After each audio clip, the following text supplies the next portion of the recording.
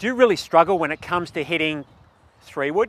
So many players do. So what we're going to do today is have a look at the things that you can do that are going to make playing that club easier. Hi, I'm Peter Knight. I've created Peter Knight Golf, this YouTube channel to help you play the best golf you're capable of. Maybe you don't even know how good that can be. So that you don't miss any of these videos, hit the subscribe button and also the bell notification icon so that you're notified every time a video comes out. Today we're going to have a look at the 3-wood, so let's go. 3-wood for most players is the most difficult club in the bag to hit. There's a number of reasons for that. The first is that the shaft is the longest other than the driver. Now with the driver you've got the ball sitting on a tee, so that you do have some margin for error if your club swings through a little too low, which you'll catch high on the club face, or a little too high, which you'll catch low on the club face. But when it comes to the 3-wood, that margin's not there. So what are the things that we need to do in order to give ourselves the best chance of hitting a good 3-wood shot? First of all, the club itself. Make sure that your club has got sufficient loft. The more loft you've got on a club, the easier it's going to be to get the ball airborne, even if you catch it a little bit thin. Now, with a lot of clubs, you have a variety of lofts. So 3-wood might come in anywhere from 13 to 15, 16 degrees. I use a 15-degree 3-wood. I find that's always worked well for me. And also consider your club head speed. So if your club head speed is not really high, the lower your club head speed, the more loft you're going to need to get the ball into the air. In fact, a lot of players find that they hit a 4-wood or a 5-wood further than they hit their 3-wood. And that's mainly because they can keep the ball in the air longer because the club's got more loft. So that's the first thing, the equipment is critical. The second thing is we have very small margins for error when we're swinging the club through.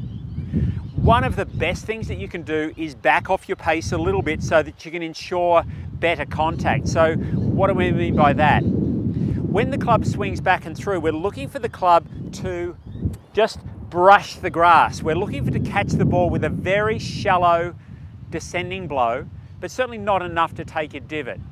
But it needs to, so we're talking precision here. So when I set myself up, if I say mark a spot on the ground and make a practice swing, can I get the club to brush the grass or even bruise the grass a little bit, but in the right spot? Now here's a drill that you can do that sounds a little bit odd, but can work well for you. So I might pick a spot on the ground that's, say, a little forward of where my ball position would normally be, and then make my swing. Can I get the club to brush the ground at the point that I want it to? Now I'm going to pick a point that's further back than where it would normally be. And can I get my club to brush the ground in that spot? Then when I come back to my normal position, I'm going to do the same thing, have a practice swing. Can I get the club to brush the ground in the correct spot? The reason it sounds silly is because I would never play the ball that far forward in my stance with my 3-wood, nor would I play it that far back in my stance. When we're on the golf course though, very few lies are as flat as what this is. So I need to be able to adjust my ability to strike the ground where I want to, regardless of whether the ball's above my feet, below my feet, whether my right foot's higher than my left, or vice versa, or a combination of those things.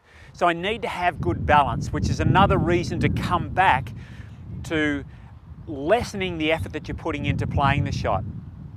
The harder you try and strike the ball, the more likely you are to move around, which gets us to the third point.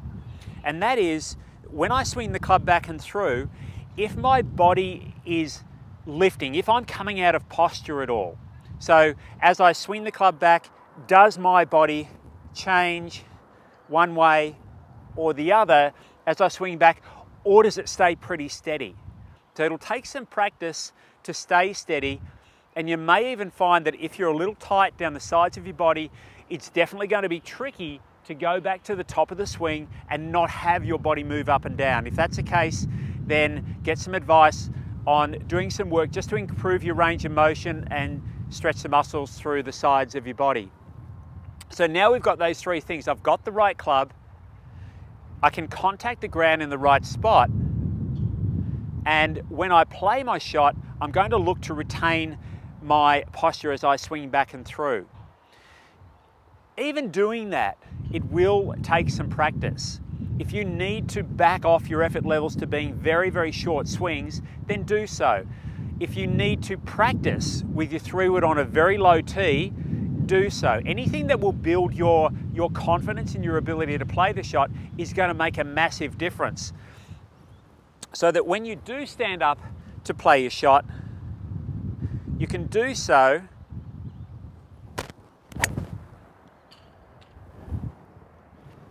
without too much effort. It will take some practice. Your success rate with your 3-wood is always going to be lower given the difficulty of the club, but if you have the right club, you have good balance, can contact the ground in the right spot, and retain good posture as you're moving back and through, then you're going to be a lot more successful hitting those shots.